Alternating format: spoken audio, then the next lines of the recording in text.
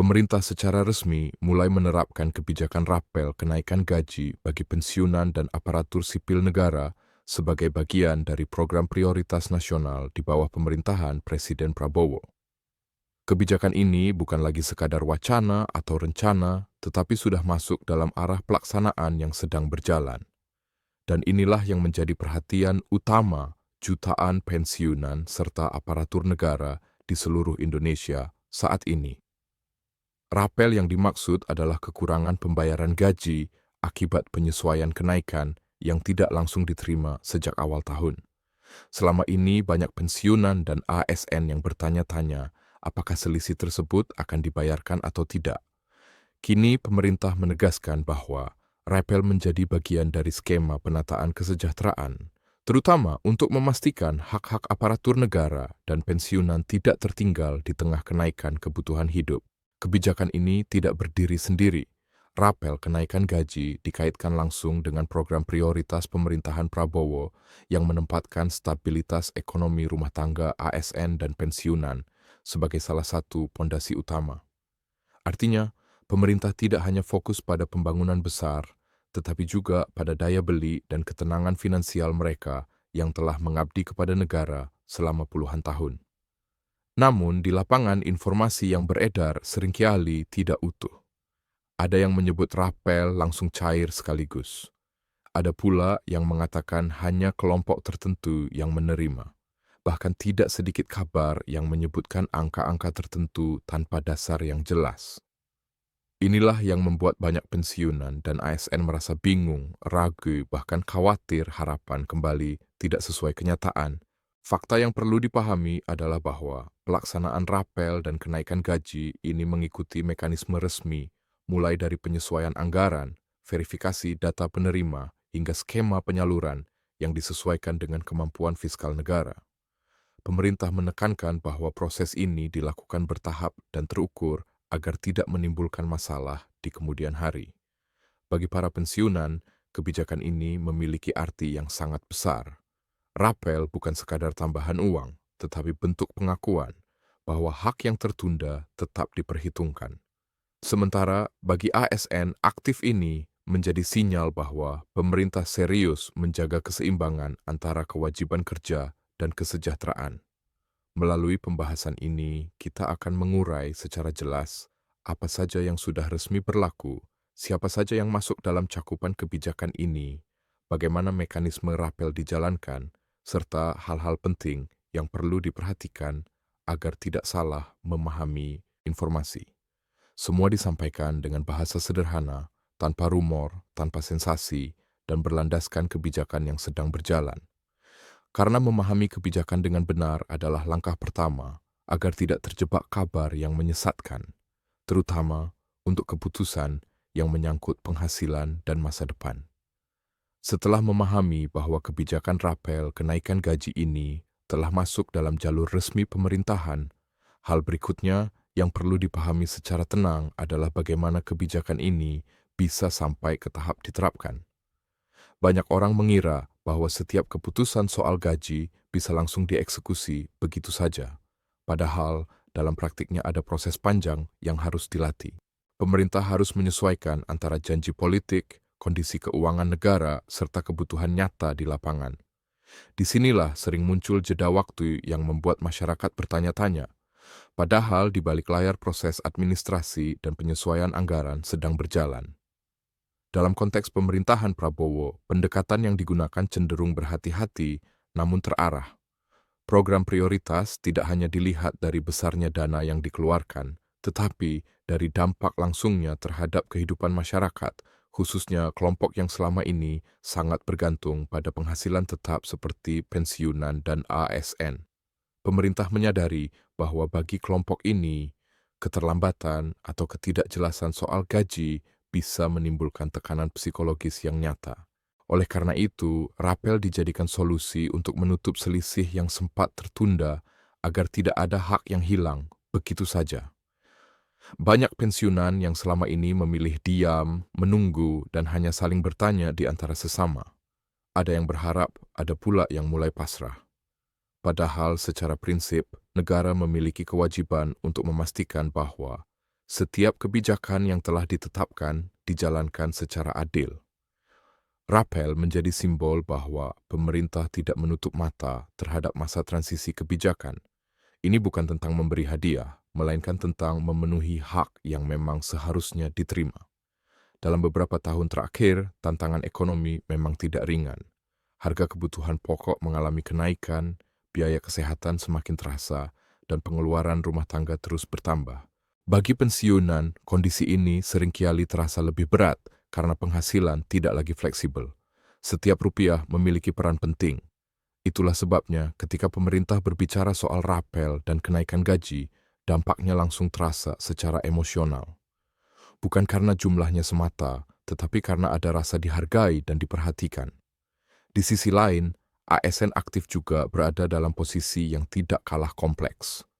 Tuntutan kerja meningkat, adaptasi terhadap sistem baru terus berjalan, dan ekspektasi pelayanan publik semakin tinggi. Ketika pemerintah memastikan bahwa rapel dan kenaikan gaji menjadi bagian dari program prioritas, ini memberi sinyal bahwa keseimbangan antara beban kerja dan kesejahteraan tetap dijaga. ASN bukan sekadar mesin birokrasi, tetapi manusia yang memiliki kebutuhan dan tanggung jawab keluarga. Yang perlu dipahami bersama adalah bahwa pencairan rapel tidak selalu dilakukan secara serentak dan langsung dalam satu waktu. Mekanisme ini bergantung pada kesiapan data, validasi penerima, serta alur pencairan di masing-masing instansi atau lembaga terkait. Inilah yang sering menimbulkan kesan seolah-olah kebijakan tidak berjalan, padahal sebenarnya sedang berlangsung secara bertahap. Kesabaran memang diuji, tetapi proses ini bertujuan agar tidak terjadi kesalahan yang justru merugikan penerima di kemudian hari. Banyak informasi di luar sana yang menyebutkan tanggal-tanggal tertentu, angka-angka yang terlihat pasti, bahkan klaim bahwa dana akan cair dalam hitungan hari. Informasi seperti ini perlu disikapi dengan bijak. Pemerintah jarang menetapkan jadwal pencairan yang terlalu kaku sebelum semua aspek teknis benar-benar siap. Oleh karena itu, yang terpenting adalah memahami alur kebijakan, bukan terpaku pada rumor yang belum tentu benar. Bagi pensiunan, memahami skema rapel juga berarti memahami bahwa setiap golongan dan masa kerja memiliki perhitungan yang berbeda. Tidak semua menerima jumlah yang sama, dan tidak semua merasakan dampaknya dengan cara yang identik. Hal ini sering menjadi sumber perbandingan yang tidak perlu.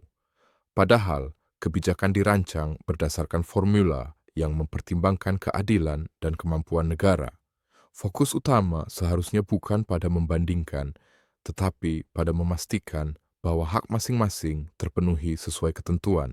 Dalam banyak kasus, rapel justru menjadi momen evaluasi bagi pemerintah untuk memperbaiki sistem ke depan. Keterlambatan pembayaran, ketidaksinkronan data, atau perbedaan informasi di lapangan menjadi catatan penting agar tidak terulang. Pemerintahan Prabowo menjadikan fase awal ini sebagai pijakan untuk penataan yang lebih rapi di masa mendatang. Artinya, apa yang terjadi sekarang bukan hanya berdampak hari ini, tetapi juga membentuk pola kebijakan jangka panjang. Tidak bisa dipungkiri, kepercayaan masyarakat terhadap kebijakan gaji dan pensiun sangat dipengaruhi oleh pengalaman masa lalu. Ada yang pernah menunggu lama, ada yang pernah kecewa, dan ada pula yang merasa kebijakan sering berubah-ubah. Oleh karena itu, pendekatan komunikasi menjadi sangat penting. Pemerintah berusaha menyampaikan bahwa program prioritas ini bukan sekadar slogan, tetapi benar-benar dijalankan dengan langkah nyata, meskipun tidak selalu secepat yang diharapkan. Dalam kehidupan sehari-hari, rapel seringkali digunakan untuk kebutuhan yang tertunda. Ada yang memanfaatkannya untuk biaya kesehatan, ada yang untuk melunasi kewajiban, dan ada pula yang sekadar ingin sedikit bernapas lega. Pemerintah memahami realitas ini, dan itulah sebabnya kebijakan ini diarahkan agar tepat sasaran, bukan untuk konsumsi sesaat, tetapi untuk memberikan ruang stabilitas finansial sekecil apapun itu. Menariknya, pembahasan soal rapel juga membuka kembali diskusi tentang peran negara terhadap para pensiunan. Setelah puluhan tahun mengabdi, banyak yang berharap masa pensiun bisa dijalani dengan tenang tanpa rasa khawatir berlebihan. Kebijakan rapel dan kenaikan gaji menjadi bagian dari upaya menciptakan rasa aman tersebut. Ini bukan soal memanjakan, tetapi soal penghargaan yang layak. Bagi aparatur sipil negara yang masih aktif, kebijakan ini sering dilihat sebagai gambaran masa depan. Apa yang diterima pensiunan hari ini menjadi cerminan bagaimana negara akan memperlakukan mereka nanti. Dengan demikian, konsistensi kebijakan menjadi sangat penting. Pemerintah Prabowo tampaknya menyadari hal ini sehingga mencoba menjaga kesinambungan antara kebijakan untuk aparatur sipil negara aktif dan pensiunan. Tentu saja tidak semua orang langsung merasakan dampaknya secara instan. Ada proses administrasi, ada tahapan penyesuaian, dan ada kondisi daerah yang berbeda-beda. Namun, memahami bahwa kebijakan ini bergerak maju memberikan ketenangan tersendiri, setidaknya ada kepastian arah, bukan ketidakjelasan total seperti yang sering dikhawatirkan. Dalam situasi seperti ini, peran masyarakat juga penting. Tetap mengikuti informasi resmi, tidak mudah terprovokasi oleh kabar yang belum jelas sumbernya, dan saling berbagi informasi yang benar menjadi kunci agar tidak terjadi kepanikan atau harapan palsu. Pemerintah memang memegang kendali kebijakan, tetapi masyarakat memegang kendali cara menyikapinya. Jika kita melihat lebih luas, kebijakan rapel dan kenaikan gaji ini juga berkaitan dengan stabilitas ekonomi nasional. Daya beli pensiunan dan aparatur sipil negara memiliki kontribusi nyata terhadap perputaran ekonomi lokal. Ketika penghasilan lebih terjamin, konsumsi lebih stabil, dan ini berdampak pada sektor-sektor lain. Artinya, kebijakan ini tidak berdiri sendiri, tetapi terhubung dengan gambaran ekonomi yang lebih besar. Dalam perjalanan ke depan, tentu akan ada evaluasi dan penyesuaian. Tidak ada kebijakan yang langsung sempurna sejak awal. Namun yang terpenting adalah adanya kemauan untuk memperbaiki dan menyesuaikan. Pemerintahan Prabowo tampaknya menempatkan rapel dan kenaikan gaji ini sebagai bagian dari fondasi awal, bukan akhir dari perjuangan kesejahteraan. Bagi para pensiunan, masa ini mungkin terasa penuh penantian. Namun, memahami bahwa kebijakan telah bergerak memberikan alasan untuk tetap optimis. Bukan optimisme kosong, tetapi optimisme yang didasarkan pada langkah nyata yang sedang dijalankan. Sementara bagi aparatur sipil negara aktif ini menjadi pengingat bahwa pengabdian tetap diperhitungkan dan negara tidak sepenuhnya lupa pada mereka yang menopang jalannya pemerintahan. Pada akhirnya, kebijakan rapel kenaikan gaji ini bukan hanya soal angka di slip pembayaran. Ini tentang rasa keadilan, pengakuan, dan keberlanjutan. Ini tentang memastikan bahwa setiap fase kehidupan baik saat masih aktif bekerja maupun setelah pensiun tetap mendapatkan perhatian yang layak. Dan selama proses ini terus berjalan dengan keterbukaan dan komitmen, harapan itu tidak berlebihan. Itulah mengapa penting untuk terus mengikuti perkembangan dengan kepala dingin dan hati terbuka.